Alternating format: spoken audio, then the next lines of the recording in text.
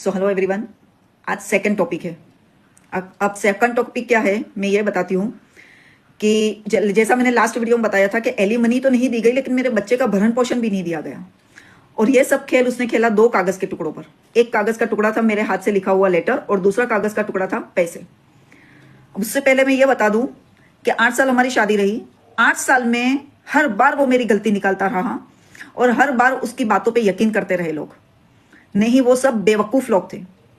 किसी ने उससे ये सवाल नहीं किया कि भाई ठीक है, गलती तो सबसे होती है, लेकिन हर बार वो गलत और हर बार तू सही, ऐसा तो कैसे? इसका मतलब तू फिरिश्ता था तो किसी हूर से शादी करनी थी, इंसान से क्यों शादी की? बराबर है। लेकिन किसी ने उससे कोई सवाल नहीं किया और उसका वो हर बार फायदा उठाता रहा।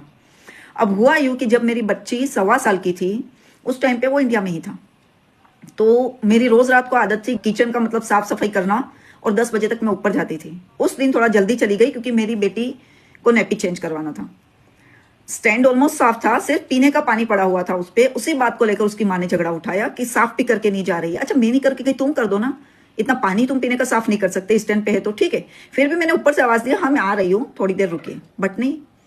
उसी बात का झगड़ा हुआ और उसने फिर वापिस मुझे मेरे पापा के घर भेजा। अब कम से कम 25 दिन निकल गए, मैं मेरे पापा के घर में थी और उसको ये पता था कि मैं बेटी देना नहीं चाहती हूँ। तो इसलिए उसने और उसकी माँ ने एक साजिश रची। उन लोगों के दिमाग में हमेशा साजिशें ही चलती थी। उसने मेरे से एक लेटर लिखवाया। उस लेटर में ये लिखवाया, सबसे पहले तो आप इस बात पर गौर करना कि क्या किसी भी औरत का दिमाग खराब है जो ऐसा लेटर लिख के देगी? अगर लिख के दिया है तो मेरी बच्ची के लिए लिख के दिया है।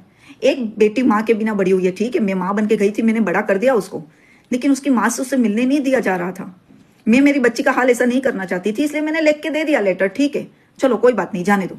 क्या लिख के दिया लेटर में कि अगर अब से मेरी गलती कोई हो तो मुझे तलाक देना। उसने बोला था जो वही लिखा, हाँ उसने ये लिखवाया था कि अब से मेरी गलती हो तो तलाक देना, एलिमनी मत देना, और जितने गहने हमने दिए हैं वो सब गहने वापस कर दूंगी। ये उसने लिखवाया था मेरे से और ये लेटर उसने अपने पास रखा।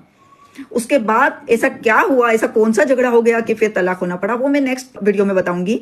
अभी सिर्फ इतना बताना चाहती हूँ कि पुलिस के सामने अगर कोई बयान दिया जाता है ना, वो कोर्ट में मान्य नहीं होता है।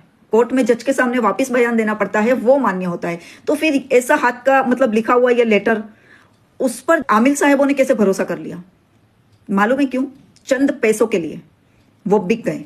मैं खुलेआम कह रही हूँ कि आमिल बिक गए। वहां मेरे गांव के भी, सागवाड़ा के भी और कुवैत के भी, दोनों आमिल को उसने खरीद लिया और उस लेटर के दम पे ना एलिमनी दी, ना मेरे बच्चे का भरण पोषण दिया।